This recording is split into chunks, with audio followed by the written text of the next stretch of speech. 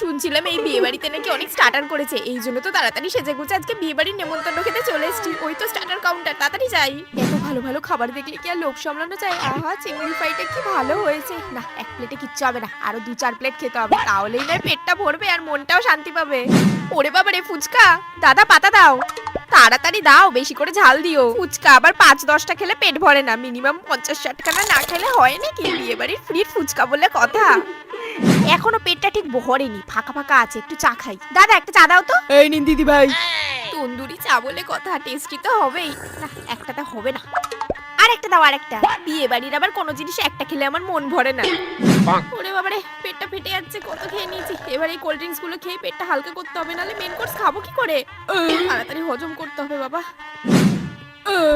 দূর ছাতার মাথা, কেন যে লোভ করে এত স্টার্টার খেতে গেলাম। এখন আমার প্রিয় ফিশ ফ্রাইটাও আমি খেতে পাচ্ছি না, কিন্তু বিয়ে যখন দিয়েছে একটু খেয়েই নি, কি আর করবো।